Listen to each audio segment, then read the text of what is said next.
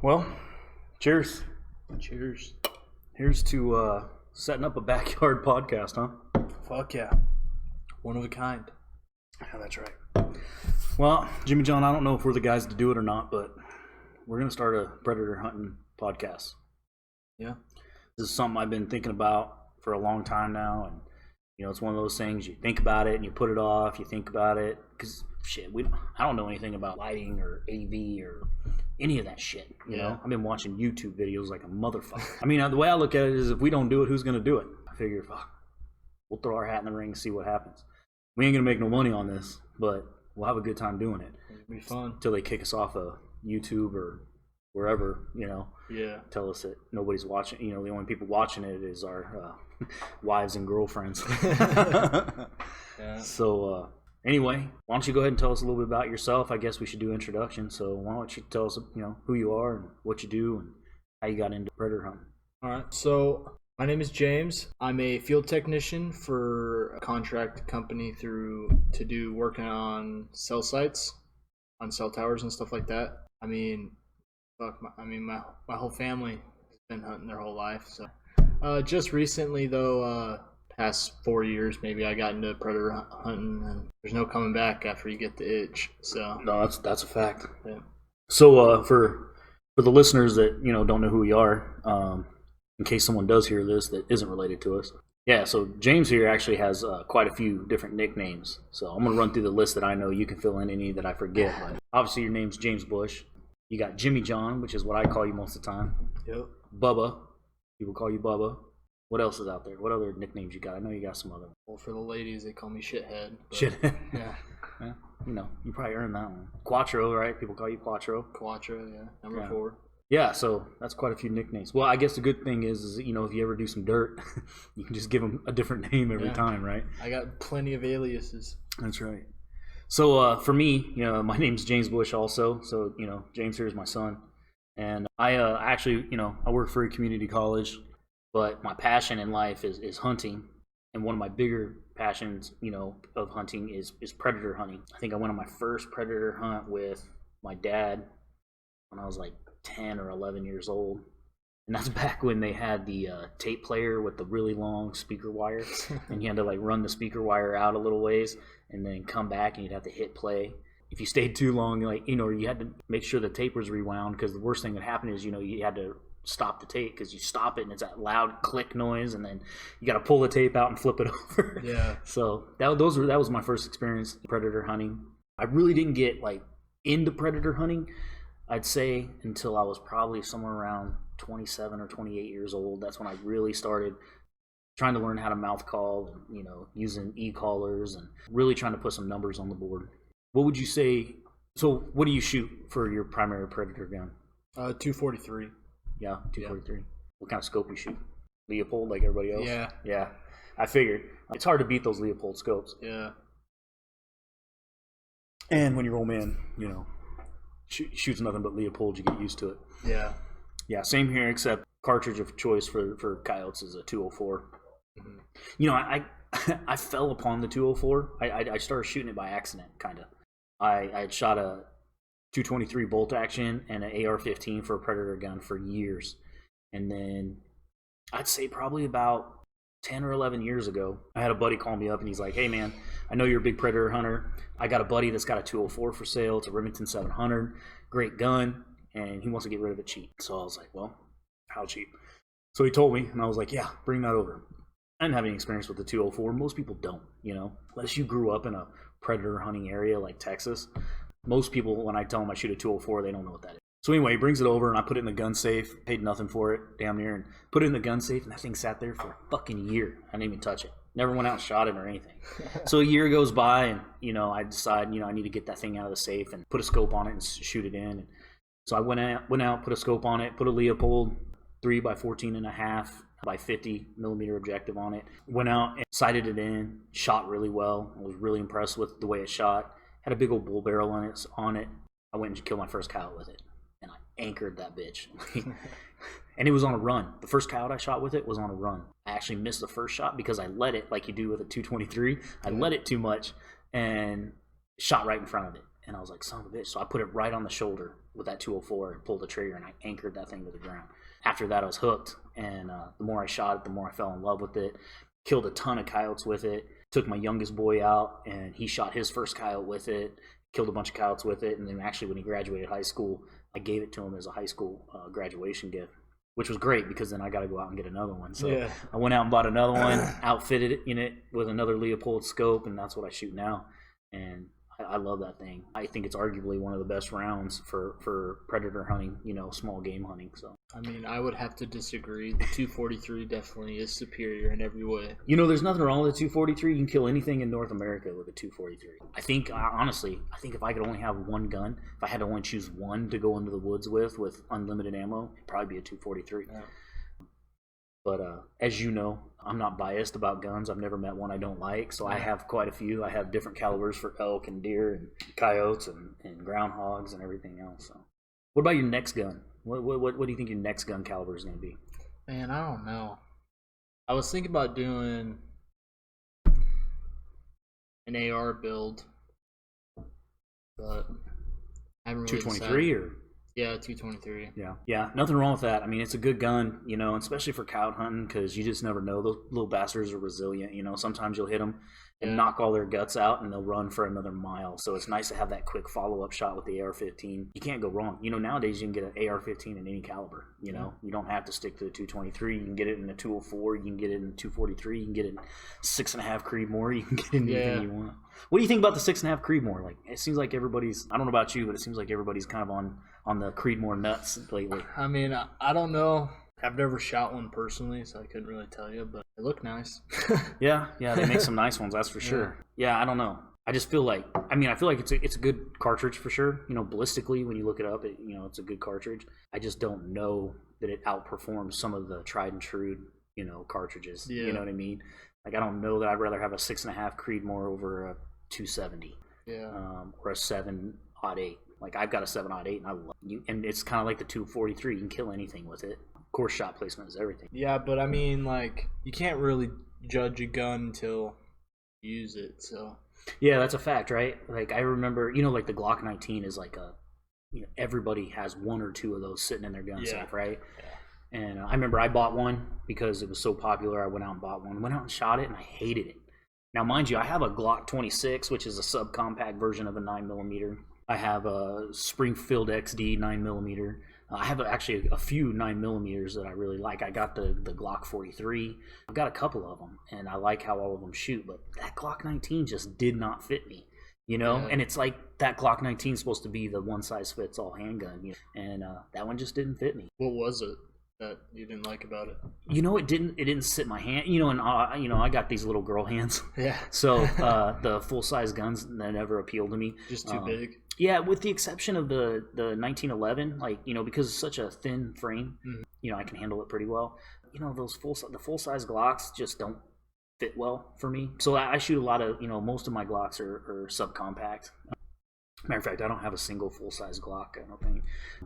The Springfield XD has the adapter to where it can be full size or subcompact, so I like that. I keep it on the subcompact side. But yeah, I think the size of it, the recoil, I didn't shoot it worth a shit. And then maybe it was just me. Maybe it was a bad day. I don't know. But I couldn't shoot that thing worth a shit. I could shoot my 40, my Glock 27. I could shoot that thing way better than I could that Glock 19. So it's easy to get rattling on about coyotes and guns and shit like that, but. So what do you think about this podcasting thing? Are you nervous about it at all? I wouldn't say nervous, just kind of intrigued to see how it goes and what's the response. Because I know personally, I love podcasts, and there's not one single predator hunting podcast out there. There's not one. Yeah, and I've looked. I've looked for different podcasts. And you'll find some podcasts like you can listen to. Steve Ranella, Meat Eater, he's got I think one podcast out of however many that's about coyote hunting. Yeah, and I've probably listened to that like 10 times. Right, and then and then there's a couple, there's a couple podcasts out there for whitetail deer. I've noticed there's some big game podcasts out there, and they'll scratch the surface with predator hunting, but that's about it. It's not like they're really diving into predator hunting, and I feel like predator hunting is it's a hunt all on its own. You know what I mean? Yeah. Like, you can't compare it to deer hunting. You can't compare it to elk hunting or antelope hunting, or I don't care what you really can't compare it to anything, just because of the dynamic, like the way that you're sitting on a stand, everything's dead quiet, and then you crack open a call and wake the whole damn desert or the whole damn forest up. You know what I mean? Yeah, and like where like if you're sitting trying to spot and stalk deer or elk, you're being as quiet as you fucking can. Where we're sitting out there and we're making lots of noise.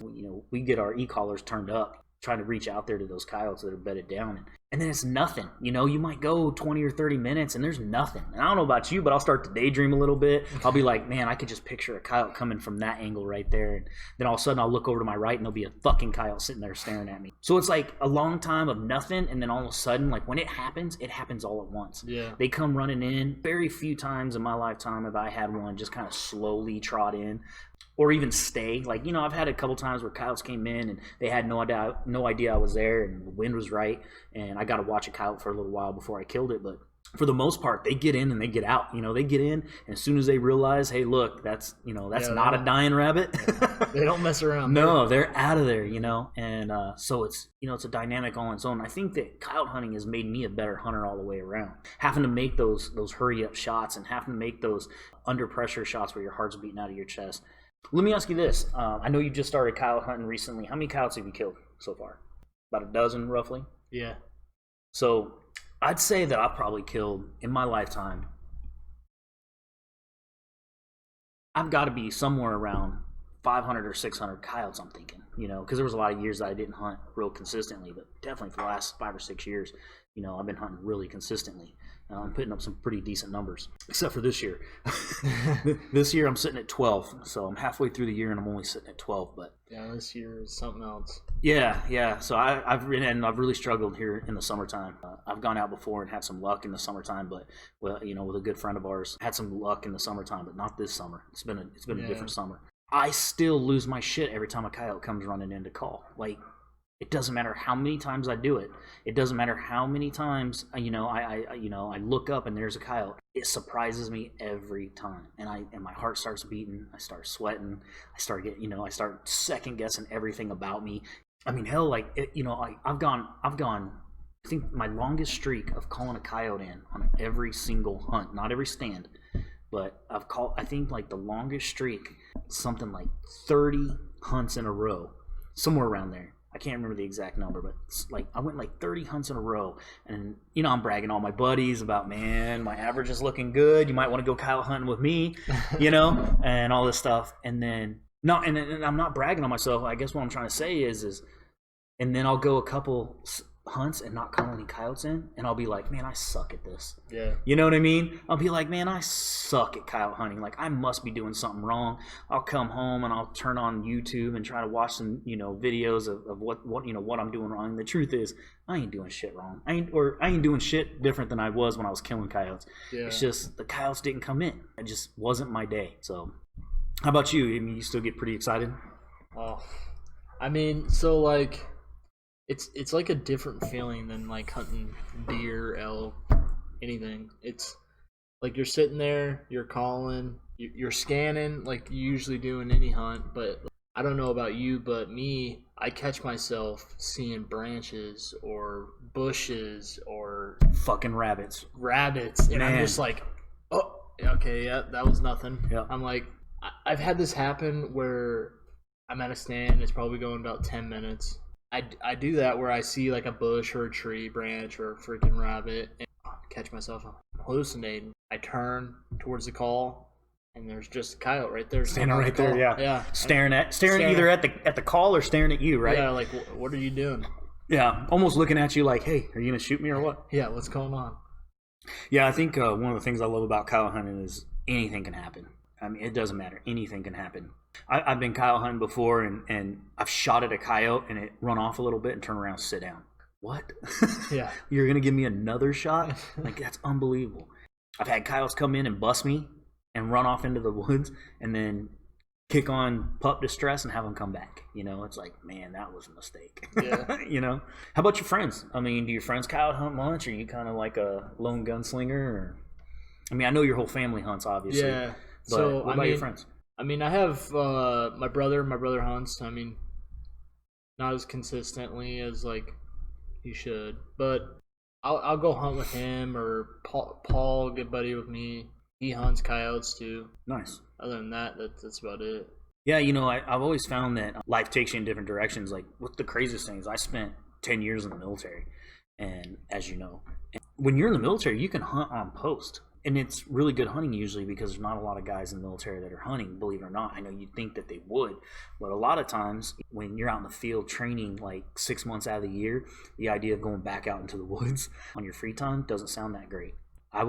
It's funny because I never put together that I should have been hunting when I was in the military. Like when I was in the military and I was off, of course I was spending time with my wife and kids and stuff like that. But I definitely missed some really good hunting opportunities when I was in the military, and I wasn't hunting. And, you know, my father would have said the same thing you're saying about your brother is, well, you should be hunting. Like my dad instilled in me and in you and your brother, I know that the woods can fix anything. You know, it doesn't matter what's going on in your life. You get out in the woods or the desert and do some hunting, and you'll instantly feel better. And I don't know about you, but that's rung true my entire life, no matter what was going on. So what do you think, I mean, if you had to, and I hate to put you on the spot, and I'm sure that like when we get better at this podcast shit, we'll have like pre-questions or something that you know that are coming, so you can actually think about it. But since we're just winging it and bullshitting, what do you think your favorite thing about coyote hunting is? Favorite thing?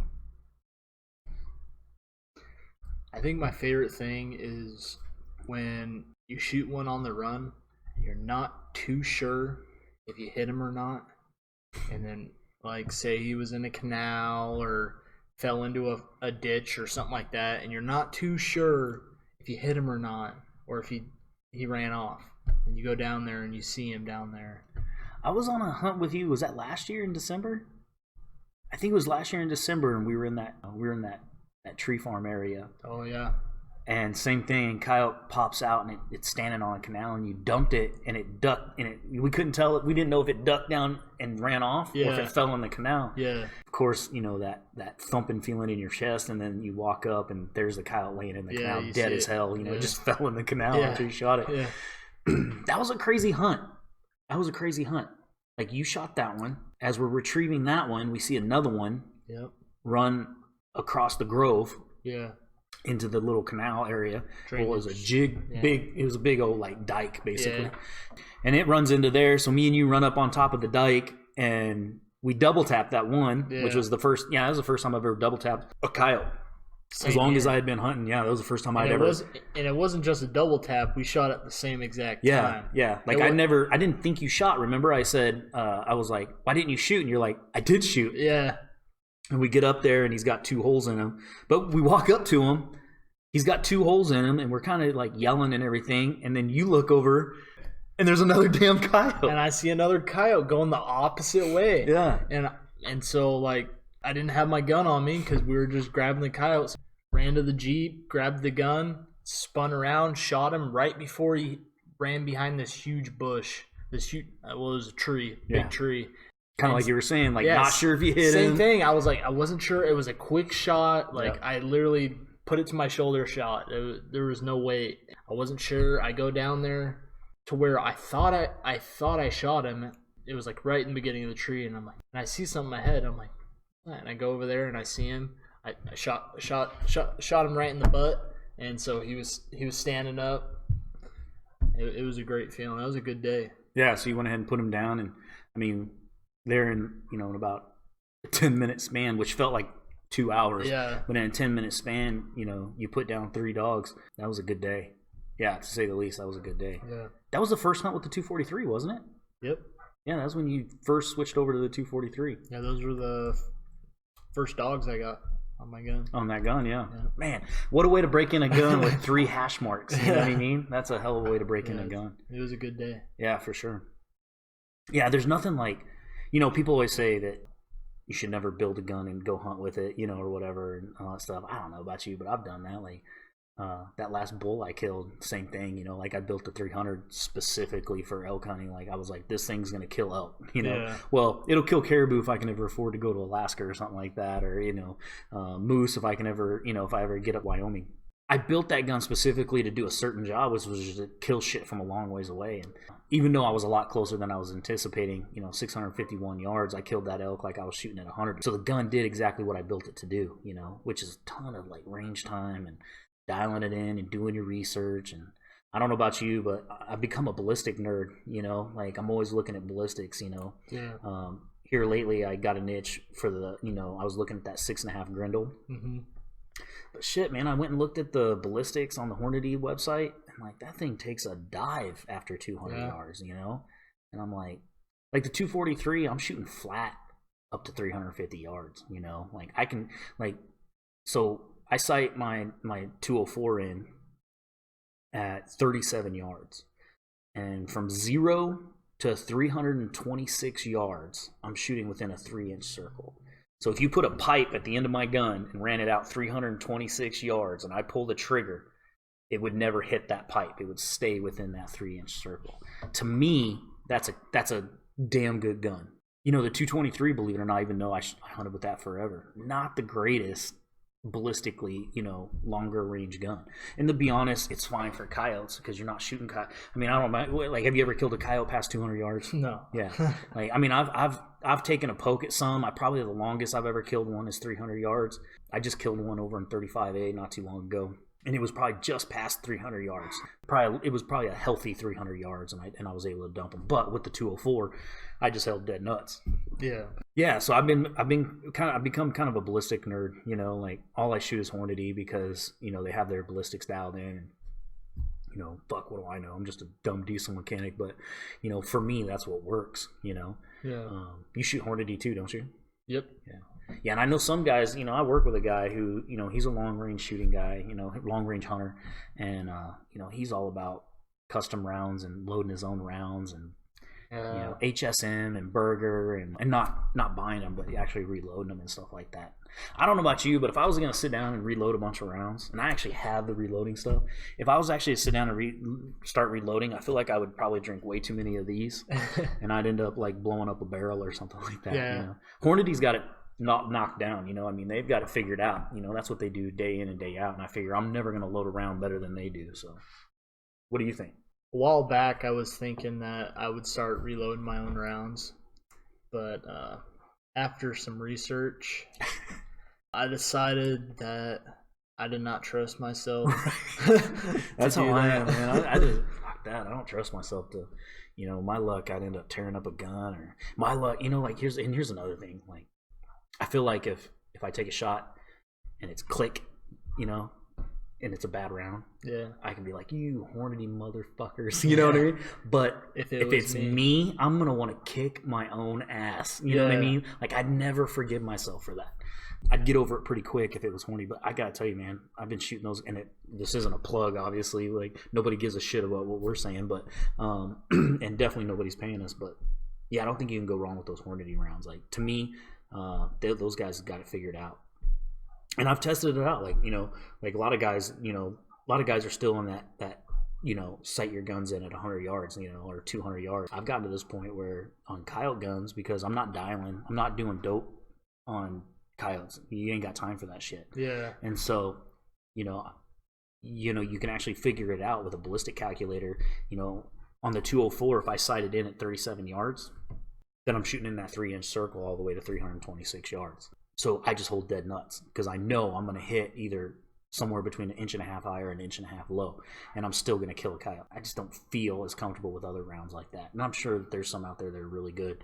And maybe I just started shooting Hornady, and that's why I feel that way. But I definitely feel confident when I go out in the field, and I know my equipment's going to work, Yeah, exactly. And I've never had a problem with them. Knock on wood, I've never had a problem with them. Yeah. So, all right, so we got right back into hunting, which I guess makes sense since this is a hunting podcast. But what about this podcast shit? Like, really, this is our first podcast, the very first Predator Outlaw hunting podcast. We got a shit ton to learn. We got this little single speaker here. I hope it does a good job. We're recording with a webcam, but we did go out and buy some shit. Good old Amazon. They should be here by the end of the week. We got some pretty decent gear coming, I think. What do you think? I mean, you think people are going to give a shit about what we're talking about, or you think we're going to do this for a while and find out that nobody's listening to us and quit? I mean, how do you feel? Like, if we were doing this for the next 3 to 6 months, and the only listeners we had were grandma and grandpa and, the old ladies and maybe some friends. Would you keep doing it, or would you be like, look, Dad, we tried it. It didn't work. To be honest, even if this wasn't in a podcast, we'd still be having these conversations. So might as well record them and put them out there. So that's true, right? Like if you're gonna sit around and bullshit with your hunting buddies, or your son, or your dad or whatever, you might as well throw it on a video, right? Yeah. I do think about the value of, one day I'm gonna be gone. Not to get all morbid or anything, but one day I'm going to be gone. It might be cool to be able to sit back and actually watch a video that me and you sat and had a conversation, or show your grandkids at some point in their life. Who knows? There's probably some value there, but I think I'm with you, man. Like, I think I'd do this even if we had a few people that really want to listen to what we have to say. I'd do it just for those few people. And I mean, I think that if absolutely nobody was listening to us, then we can just do this and not have to worry about setting up the camera, Yeah. But I feel like if anybody, maybe one person, if there's one person out there that goes, man, I really enjoy listening to those guys talk, fuck, I'll do it. I didn't have anything else going on tonight. Yeah. And we were going to drink beer and bullshit anyway. So the only difference is we're recording it, and then you got to do some extra work since you got suckered into doing all the editing and stuff because your old man's too dumb for all that stuff. Yeah, I'm the same way. So let me ask you this. What do you think people normally think? What mindset do you think people normally go into with these podcasts? Like, what do they want out of the podcast? Or? Yeah, I guess. Yeah.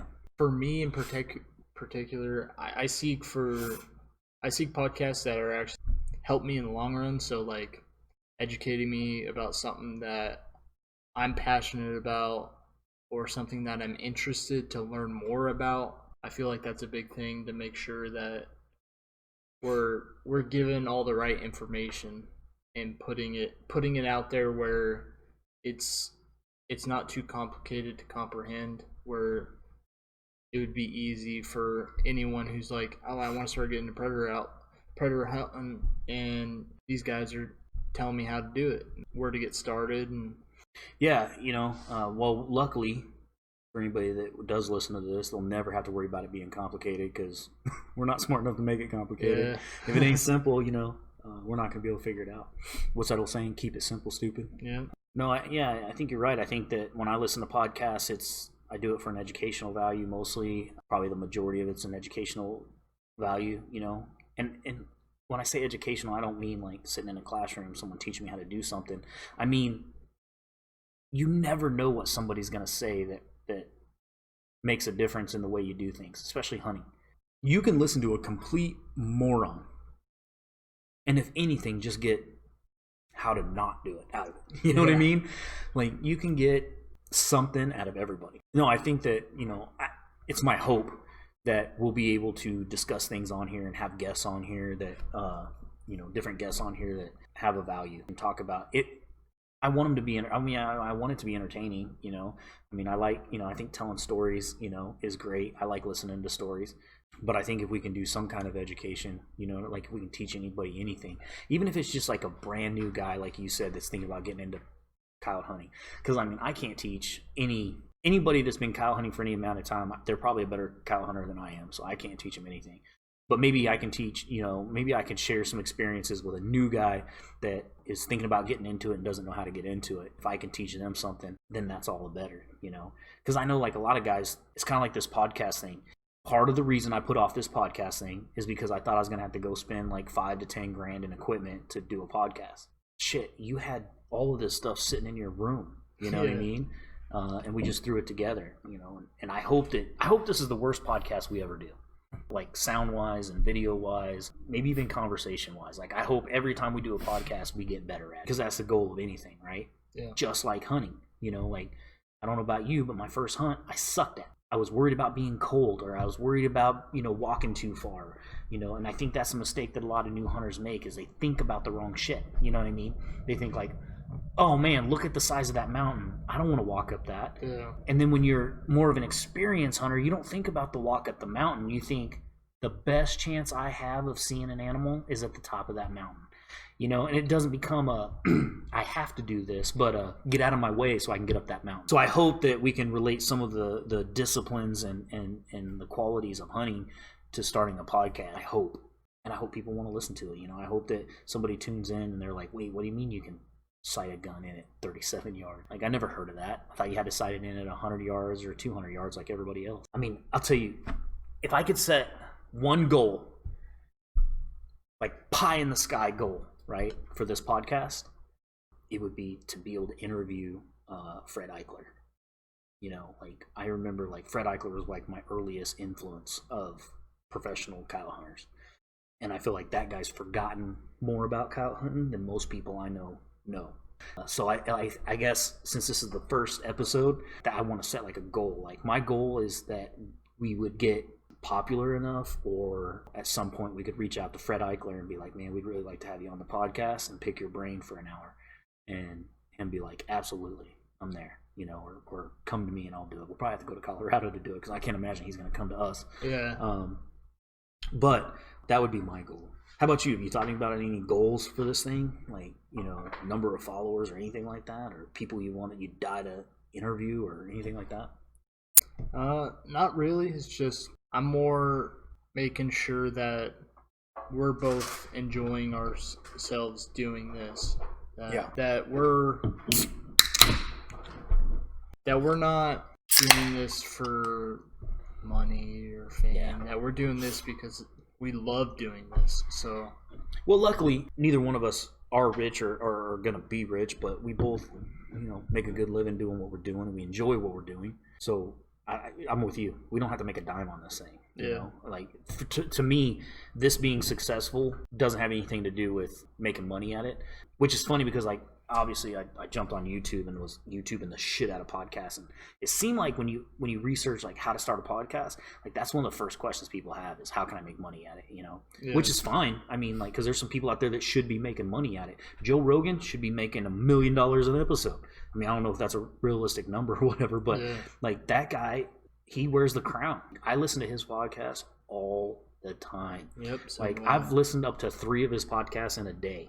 And my favorite, of course, of his is probably first him and Cameron Haynes. I love, like, every time I listen to one of their podcasts, I feel like I just walked out of some motivational conference or something like that, which I've never been to one, but that's how they make me feel. They get in it, not just in hunting, but even in life. Like, I was listening to them talk about, people being lazy, and I'm like, right, that's me. I'm fucking lazy. Like, I haven't started a podcast because I'm fucking lazy. I just need to do it. And then, of course, I really like his podcast with the Meat Eater guy, Steve Ranella, and I like Eddie Bravo. You ever listen to Eddie Bravo? No. That guy cracks me up. Like, it's funny, is people's personality versus, what you expect it to be. It just cracks me up, like, listening to Eddie Bravo and his conspiracy theories and stuff like that. Son of a bitch gets me thinking about it, and I'm like, oh yeah, that makes perfect sense. Yeah, that's my favorite part about Joe Rogan's podcast is all the theories that get swapped around in there. It's just like mind-boggling. Yeah, things that you'd never think of on your own, but yeah. So I mean, I don't have any ideas of grandeur of us making it to the Joe Rogan level, but man, I'd just be happy to have a few people that want to hear what we have to say, and hell, maybe we can invite them on here to talk to us. Maybe that like, I don't know about you, but I'd love to bring a new hunter on and say, so what are your questions, and maybe we can help them out a little bit, whatever we can figure out. Maybe we can Google it. I don't know. Yeah. I think pie in the sky, interview Fred Eichler, just get to meet that guy, and like, I don't normally have like a obsession with meeting famous people. He's just one of those people that I'd like to pick his brain about Kyle. What about influences on Kyle? Friends and stuff like that? Do you have anybody that really kind of motivates you to become a better coyote hunter? Probably you. Really? Yeah. I mean, shooting wise, you can't shoot anything. So, I mean, calling wise, you're pretty good at it. So that's something I'll take that. That's something I would want to get good at. Yeah, I think, I don't know about you, but competition, whether it's friendly or not, like, competition, for me, makes me better. And if I have somebody that I can compare myself to and get that and feel that competitive edge that drives me maybe to go out, and maybe I do one more stand that day, even when I'm like, it's too hot. Maybe I wake up in the morning and I'm like, I've had too many beers and I don't want to get up at 3 a.m. to go coyote hunting, but I'm going to do it anyway. Actually, you know what? That's never been a problem for me. Like, if I have to wake up at 3 a.m. to go to work, pissed. If I wake up at 3 a.m. to go hunting, I'm like a little kid, like waking up for Christmas. Yeah. As far as people that motivate me to be a better hunter, like obviously, well, like you, like my biggest influence, in hunting and probably in life is my father. Not in a competitive way. Like I don't think I'll ever reach that guy's level. Like that guy can shoot, he can hunt, he can track. I don't know that I'm ever. I know I don't ever expect to become as good of a hunter as he is, but he's definitely been a great influence on me, and always reminded me to go out to the woods and be out in the woods. Like he's always been there to, like, no matter what was going on, if I was going through problems at work or relationship problems or whatever the case might have been, he was always there to remind me, like, yep, let's just get out in the woods.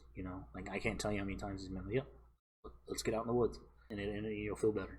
So yeah, definitely my dad, and then of course friends of ours that we have. Like I feel like I'm a competitive person, so I strive to do better. Like I know the listeners don't know, but we actually have a hunting club that we created called Predator Outlaw. I think competing with those guys, not so much, like, not in a bad way, but killing more dogs. The truth is it doesn't matter how good of a coyote hunter you are, anybody can kill more dogs on any given day. Yeah. I mean, case in point, our last hunt, everybody rolled a 0, which is crazy, right? To roll a 0 for everybody. Now, mind you, we decided to hunt in a certain unit, and there's 25-mile-an-hour winds the entire time. Yeah, that was... which made it tough. But what I thought was awesome is we all got out there and we hunted our asses off. Like 25-mile-an-hour winds, I think we all knew in the back of our head that we had an uphill climb, but we still woke up early, left camp before dark. Well, most of us left camp before dark, or before light. I'm sorry, and got out there and hunted all day, and then called it a night. Even killing no dogs, I had a blast. Just hanging out with the guys and telling stories and talking about coyote hunting. I was pretty bummed that hunt, but I definitely got a little bit happier once I saw that fox run across the road with a rabbit in its mouth. Isn't that crazy? It's a cool thing, dude. Yeah, isn't it? Here's the thing. This is something I always think about. Whenever I'm thinking about shit like that, I'm always like, how many people out of what's the population? 350 million people in the country, obviously not the world, but in this country, 350 million people. How many of them have watched a fox run across the road with a rabbit in its mouth?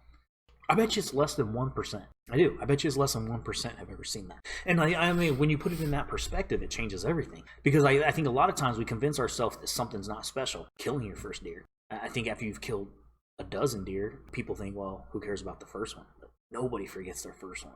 You know what I mean? And again, how many people have done that? Out of 350 million, how many people have killed a deer and walked up, tracked it or whatever, retrieved the animal, took it apart, put it in the freezer, and then fed their family with it. You know? And that's a big part of hunting for me is, feeding my family. And not so much like feeding them because I don't have means to feed them otherwise, but there's a sense of pride that I get that I can never get. No matter how much money I made and how many nice restaurants I could take my family to, I would never be as proud of that as I am when your mom pulls an elk steak, deer steak out of the fridge, cooks it up for dinner. You know, that's the most proud I ever am of what I've accomplished for my family. And then, of course, kind of a terrible transition, I know, because we're both sick and tired of hearing about this shit, but kind of like with this whole COVID-19 bullshit. The stores were complete, the shelves were empty of all meat, and everyone's like, what are we going to do? Did you ever miss eating a steak? Nope. You know what I mean? Or miss eating a burger? I didn't, because with 4 hunters in the house, we got deer and elk, bovine cattle that we raise. So we never missed a meal as far as steak goes. But those people that live out of the grocery store, they were like, well, I don't get to eat a steak. I want a steak tonight, but if we want to eat a steak, we just go to the freezer and defrost a steak. Yeah. Not them. How's the whole COVID thing affected you? Has it affected you much? I work in California, so it's kind of the epicenter of all the crap. Chaos. Yeah. So, not really. I work by myself. The only people I see are hotel workers when I check in, go to bed at night. But other than that, not really. Just crazy people. Nothing changes that. No, nothing ever changes crazy. I will tell you, in a weird way, this COVID-19 thing's been... I know people are going to hear this and they're going to be like, what an insensitive asshole. People are dying. The COVID-19 thing with people dying hasn't been great. But I've done a lot more coyote hunting because now I'm working from home and I can actually wake up in the morning, go coyote hunting, come back and start work at 8 or 9 a.m. Work till I'm done. Of course, we live in Arizona. It's in the summertime, it's too hot to go in the evening. But you can get out in the morning. So I've actually got to coyote hunt more during the COVID-19 deal. What do you think about this whole COVID-19 thing? I mean, obviously it's a virus and it's real and it's killing people much like the flu kills people. I think everybody can agree on that. I don't think that's very controversial. Yeah. But I mean, all in all, like, do you think we should be shutting our country down and making people wear masks? And I don't know, because I mean, it's definitely an issue. It's a new virus. We don't know a lot about it, but I feel like it's definitely is getting blown out of proportion. Like it's for sure, it's not as big as everyone's saying. But I do agree that we have to err on the side of caution. Yeah. Yeah, I get you. No, yeah, I think you're right. I mean, we definitely got to be careful. I don't know that the reaction. Feel like a lot of people have made a political statement out of it. You know, they've made it political, which shouldn't surprise me. Everything's political. Yeah. Yeah. So I'm kind of anxious on this podcast thing. I mean, it's obviously me and you decided to make the podcast, and so I thought it was fitting that me and you do the first podcast together and kind of introduce ourselves and do a little bullshitting. And I don't know about you, but I hope like our format can kind of stay like this, where it's real informal. And you know, I don't really want to start off with being like, "Hello, everybody, and welcome to the Predator Outlaw podcast." You know what I mean? Yeah. I don't really want to do all of that, but and I don't think people really subscribe to that anyway. I think people like the informal podcasts and stuff like that, people they can relate to. But if you could pick any person to interview for our next podcast, any person living, who would it be? Anybody. It don't have to do with hunting. No, I mean, like, we're a hunting podcast, but I feel like we're gonna talk about all kinds of shit. Elon Musk. Elon Musk. You want to smoke weed with Elon Musk? Yep. Of course you do. No, I just want to pick his brain. The man's a genius. Yeah, he's no dummy, that's for sure. He's definitely got some shit figured out. Elon Musk, yeah. No, it'd be, you know, and like, I don't know about you, but I think it's fun to talk to people like that, which I don't know. Maybe Elon Musk is going out every weekend and hunting coyotes. Yeah, I doubt it, but yeah. I doubt it too. But maybe. I'd love to talk to him and find out what his thoughts are on coyote hunting. Like what, you know. You know, the thing is predation is something that nobody really thinks about.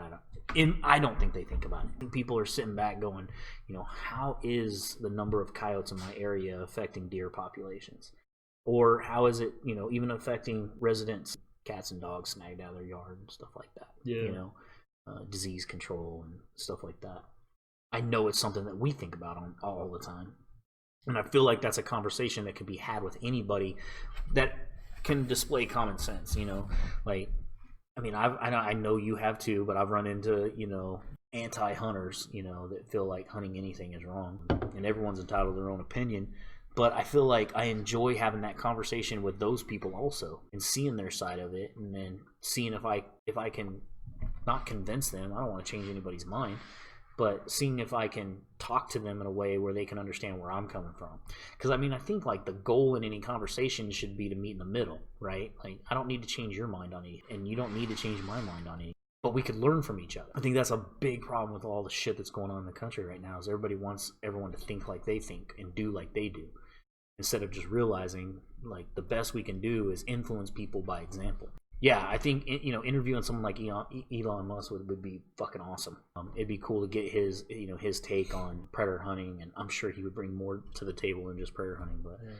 I think you got a better chance of getting pregnant than getting Elon Musk to do our podcast. I agree, but hey, I'm hoping like Fred Eichler will take mercy on us and be like, these idiots, you know, like let me throw him a bone, you know. So you looking forward to our next? We got to be careful, you know, how we say this. So we started the Predator Outlaw Hunting Club because they outlawed hunting contests in Arizona. And so you couldn't get together and do hunting contests. So we started the hunting club so that we could still get together with like fellow hunters and stuff like that and enjoy hunting coyotes in a group without violating any laws or regulations set by Arizona Game and Fish. We have a group hunt that we're getting ready to start up hopefully here in November. Go out and coyote hunt as a group. Are you looking forward to that? Heck yeah, anytime I can get out and go hunt and drink beer and have fun. Yeah, so, you know, kind of we call the hunts conservation hunt. The reason I feel like it's great that we call them, the reason I like calling them conservation hunts is because that's really what we're doing. Like, if you're a hunter, you're an animal, like, that's what you're doing. So I'm really anxious to do that and to be a part of, you know, managing the population of coyotes, especially in our area because we're so overrun with coyotes. There's way too many coyotes in our area. But what's your favorite part of our conservation hunts? Probably the after the hunt. Get We all get beers, cook some steaks up, tell stories about how our hunts went, how good we got, or bad. Yeah. No, yeah, I agree It's a with good you. time. It is a good time. It's always nice to be around like-minded people. And I don't know about you, but I don't always want to be around like-minded people. I like some diversity. Working at a college, I get plenty. But sometimes it is nice to be around people that have the same goals and the same ambitions and are just like-minded. And I agree with you. I think that's one of the most valuable parts of the club is you get to be around people that understand something that you're passionate about. They respect it, and they bring something to the table. Like we've got a really good group of hunters. Some that were predator hunters almost all their life, and then some that just picked up predator hunting lately. And I think it's a great mix of guys. We don't have any female coyote hunters yet, but that's just because I've never ran into a female coyote hunter. I know they have them because I see them on YouTube and Facebook all the time, and Snapchat, or not Snapchat, what's the other one? Instagram. Yeah. I see them on there all the time, but I've never met one personally. Well, what do you think? You think this is a good start? Yeah, I do. Me too.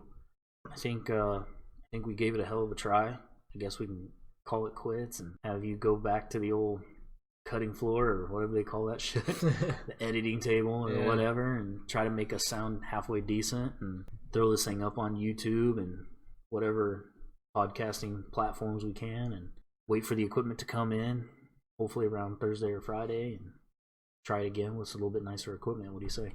Sounds good to me. Well, listen, man, I gotta tell you, I really appreciate you taking on this adventure with me, and I know that I'm the kind of person that when I decide to do something, I go all in. Yeah. I hope I don't bug the shit out of you about it, and, hey, is it done yet? Is it done yet? Is it done yet? But I can't thank you enough for, taking this on with me, and I hope we have a good time doing it. Yeah, no worries. Salute.